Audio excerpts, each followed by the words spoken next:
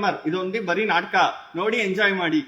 ಸಾಂಗ್ಲನೇ ಬರ್ಬೇಕಾಯ್ತು ಈ ದೇವ ಮಾನವನನ್ನು ಅರೆಸ್ಟ್ ಮಾಡ್ಲಿಕ್ಕೆ. ಒಂದಂತೂ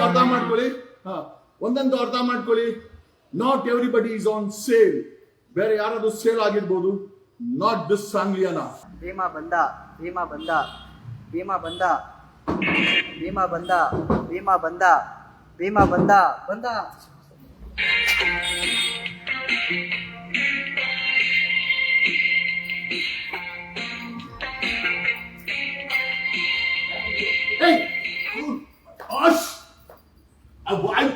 ಸ್ಟಾಪ್ ಮಾಡಷ್ಟು ನಿನಗೆ ಅಂಕರ ಬಂತೇನೋ? ಬಾಯ್ ಕಡೆ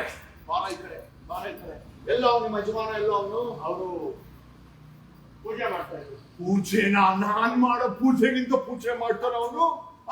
ಬದಮಾಶ್ ಎಲ್ಲಿ ಅವನು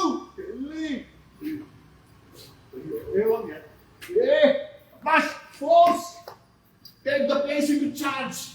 ಈ ಎಂಟೈರ್ ಸೀಸ್ ಮಾಡಿ the force get into the action.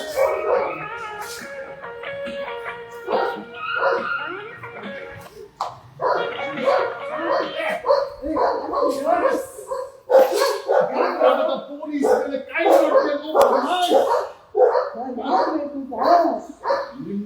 ನಿನ್ನ ಯಜಮಾನನ ಅರೆಸ್ಟ್ ಮಾಡಿದ್ರೆ ಅರೆಸ್ಟ್ ವಾರೆಂಟ್ ಸಮೇತ ಬಂದಿದ್ದೀನೋ? ಮೌನ ವ್ರತದಲ್ಲೇ ಮಜಾ ಬರುದು. ಮೌನ ವ್ರತದಲ್ಲಿ ಮಜಾ ಬರುತ್ತದೆ. ನಿನಗೆ ಎಲ್ಕೊಂಡು ಹೋಗ್ಬಿಟ್ಟು ವಾರಂಟ್ ಸಮೇತ ಬಂದಿದ್ದೀನೋ? ವಾರಂಟ್ ಸಮೇತ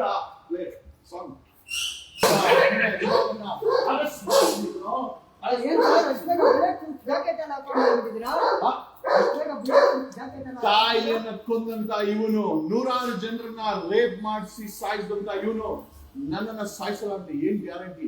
ಸರ್ಕಾರ ಕೊಟ್ಟರು ಬುಲೆಟ್ ಪ್ರೂಫ್ ಜಾಕೆಟ್ ಹಾಕೊಂಡಿದ್ದೀನಿ. ಹೋಗ್ಬೇಕಾದ್ರೆ ಏನಾಗುತ್ತೆ ನಿಮ್ಮಿಬ್ಬರಿಗೂ ಗೊತ್ತಾಗುತ್ತೆ. ಅವ್ನು ಹೇಳೋ ಮೇಲೆ ಎದ್ದೇಳಕ್ಕೆ, ಮೇಲೆ ಹೇಳು.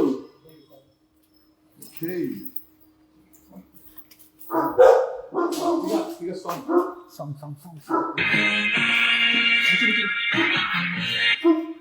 This is Indian Police Service.